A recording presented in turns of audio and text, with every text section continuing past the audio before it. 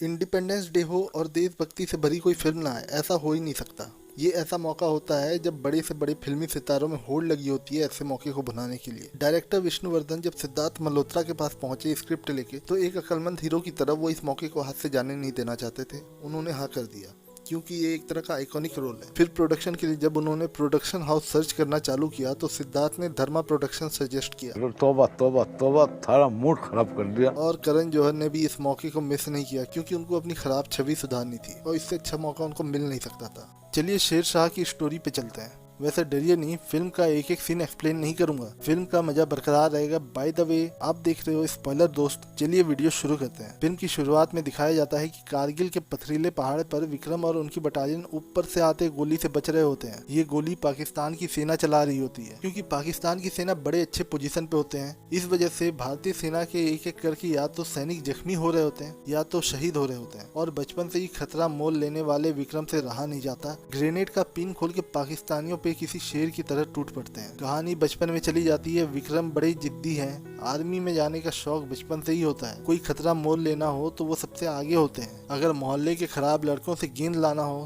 तो भी वो आगे होते हैं। और यही आदत आर्मी में जाने के बाद भी रहता है। अब विक्रम कॉलेज में होते हैं। आर्मी में जाने का सपना आज भी वैसा ही है। ये समझ लो विक्रम का पहला प्यार ही खाकी वर्दी है। बट इन सब के बीच में विक्रम को अपनी क्लासमेट से प्यार हो जाता है जिनका नाम डिम्पल होता है। धीरे धीरे प्यार दोनों की तरफ से बढ़ता है और अब वो अपना बहुत सारा वक्त एक साथ गुजारते हैं।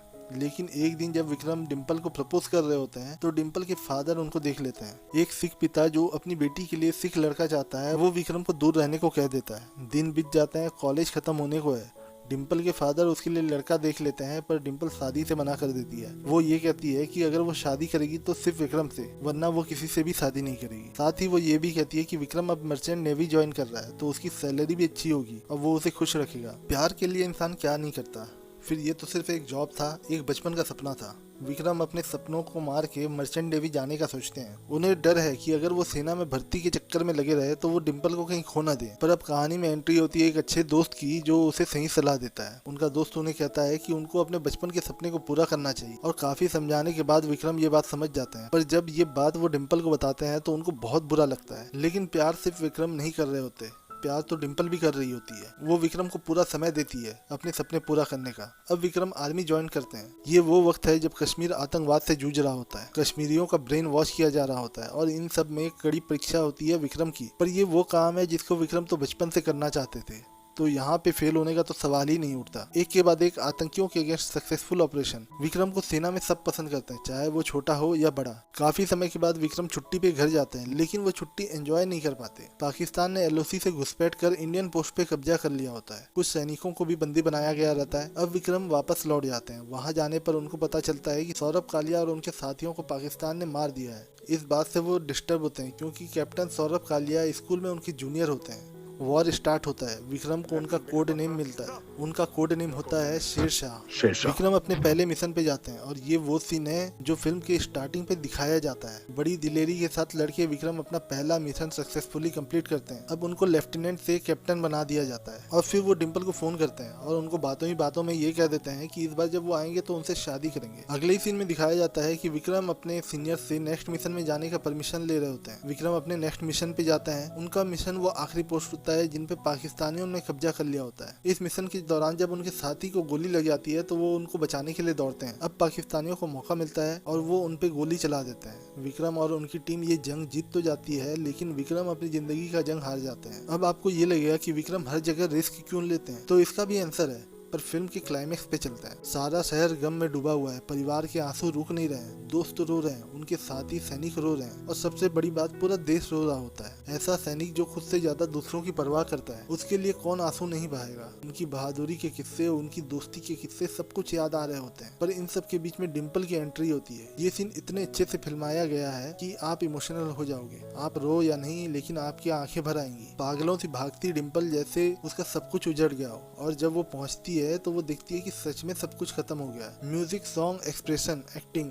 इतने रियल लगेंगे कि आपको डिम्पल का दर्द फील हो जाएगा। और फिर फिल्म के एंड में कारगिल में शहीद हुए सैनिकों को श्रद्धांजलि दी जाती है। ये कुछ ही नाम है, एक्चुअल में कैजुअलिटी तो 500 से भी ज्यादा हुई थी। इतने शहीदों का नाम लेना पॉसिबल तो नहीं, लेकिन अगर लास्ट में कारगिल वॉर मेमोरियल के ही कुछ क्लिप दिखा देते तो शायद दिल को और सुकून मिलता। बहरहाल फिल्म में सैनिक की लाइफ का वो कड़वा सच दिखाया है जिसे आप देखने के बाद उन सैनिक को, उनके परिवार को सलाम करोगे। एक सीन है जहाँ पे विक्रम और उनके driver Bansi Lal night patrolling में होते हैं।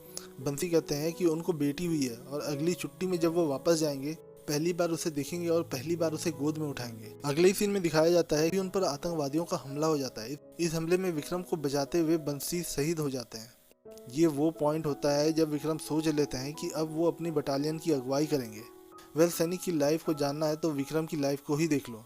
कैप्टन बनने की खुशी में वो डिम्पल से बात करते हुए ये कह रहे होते हैं कि इस बार जब वो आएंगे तो उनसे शादी करेंगे, लेकिन सैनिक की जिंदगी कब क्या हो जाए कुछ पता नहीं। इसलिए हर सैनिक और उनके परिवार को दिल से सलाम। वैसे फिल्म देशभक्ति के साथ साथ प्यार भी सिखाती है। डिम्पल विक्रम के जाने के बाद शादी नहीं करती। हेड्स ऑफ डिम्पल जी के लिए, जो उनके थोड़े से यादों के सारे जिंदगी गुजार रही हैं। अब फिल्म की कुछ बातें काफी अच्छी लगती है, जैसे कि 90s का फील देने का मौका फिल्म में बिल्कुल भी मिस नहीं कर, जैसे कि दूसरों के घर जाके टीवी देखना, पेप्सी के दिल मांगे मोर वाला एड का बार बार आना, 90s के स्कूटर को कई बैकग्राउंड में दिखाना, यामाहा RX 100 में कॉलेज के लड़के का घूमना, लड़की के पास वॉकमैन होना और कई बातें हैं जो 90s की याद दिलाते हैं। और जब ऐसी छोटी छोटी बातों का ख्याल रखा जाता है तो फिल्म आपको काफी रियल लगने लगती है। फिल्म में कलाकारों का चयन भी काफी बढ़िया था। सारे कलाकारों ने इक्वली बढ़िया काम किया। सिद्धार्थ और कियारा ने ऑसम परफॉर्मेंस दिया है, बट को एक्टर लाइक डिम्पल की फ्रेंड बनी मनमीत कौर और संदीप जामवाल का रोल कर रहे शिव पंडित, जिन्होंने अपनी प्रतिभा दिखाने में कोई कसर नहीं छोड़ी। ओवरऑल फिल्म में सबने कमाल का काम किया है और ये डायरेक्टरों से लेके एक एक छोटे कलाकारों की मेहनत है कि शेर शाह को इतना ज्यादा पसंद किया जा रहा है। और IMDb में इसकी रेटिंग 8.8 है।